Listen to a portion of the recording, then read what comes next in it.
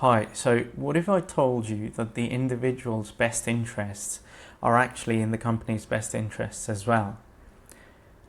This is an excerpt from the book The Fifth Discipline by Peter Senge. Why can't we do good works at work? Asked Edward Simon, president of Herman Miller, recently.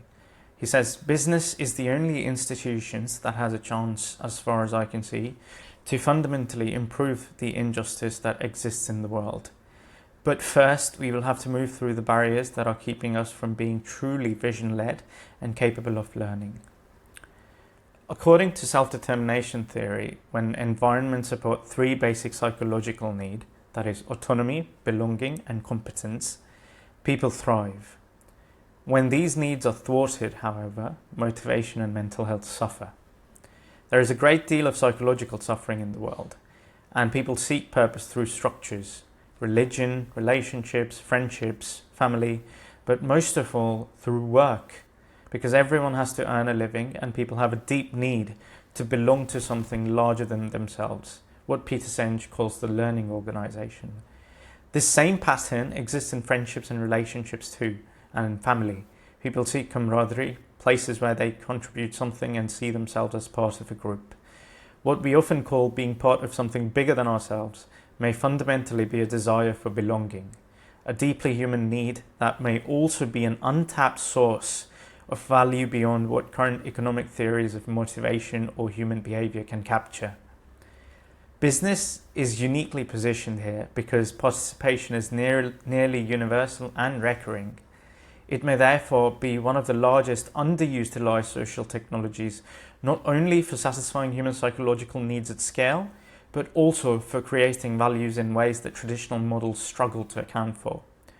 Business, defined as an exchange of value, can reliably provide a form of everyday purpose, whereby people exercise all three needs: autonomy, which is making decisions that they consider worthwhile; belonging, that is being part of a team; and competence, seeing their contributions recognized and valued. Friendships and relationships can provide some of these, but business can potentially integrate all three together. You ask how the individual's best interests are actually in the company's best interests as well? I'll tell you. Today's business models are often predicated on systems assumed to be superior and adversarial towards employees. They implicitly assume that individuals will not act in the company's interests unless threatened by the loss of livelihood, status, or opportunity. This assumption appears in micromanagement, excessive KPI fixation, layoffs for shareholder optimization, and systems built around disposability. But systems thinking suggests something else entirely. People often assume the causal mechanism for behavior looks like this. You see human traits, you interpret their motives, and then you introduce incentives to change their behaviors.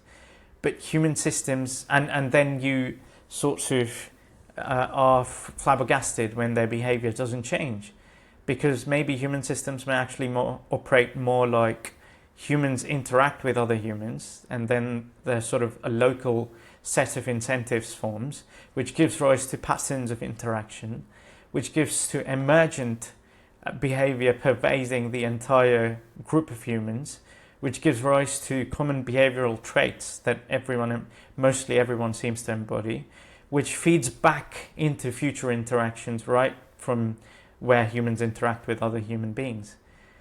The issue is not incentives themselves, it is the interpretation that precedes them. Human behavior is often explained through oversimplified and unsystematic assumptions, and systems are then designed around those assumptions rather than around the truth. Assume employees are selfish and untrustworthy, and systems of surveillance and control emerge. People respond by disengaging, protecting themselves, becoming political, or optimizing for survival rather than contribution. Those behaviors then appear to confirm the original assumption. Bad faith behavior, therefore, may not simply be an individual moral problem, it can emerge as a property of systems. Human suffering and dysfunction often emerge not from isolated bad individuals, but from distorted systems, hidden incentives, unmet psychological needs, and unstable relational dynamics. Health, psychological, emotional, and mental, emerges when systems make good faith participation easier and more stable. If that is true, then redesigning organizations may not mean controlling people more effectively, but changing the conditions under which people interact. Autonomy. If you reduce micromanagement and allow leaders to provide support rather than control, you'll find them to come up with innovations that you may not have dreamed of. Belonging. If you reduce office politics and status games that fragment cooperation, you'll find the group IQ of the teams rise significantly above the individual IQ. Competence. If you stop optimizing for culture fit and hierarchy maintenance and look instead for people who genuinely want to build something aligned with the company's direction and create good faith relationships, and people who may initially appear difficult or self-interested will often become willing contributors when invited into shared creation. The question may not be whether humans are motivated enough. The question may be whether our systems create the conditions under which motivation naturally emerges.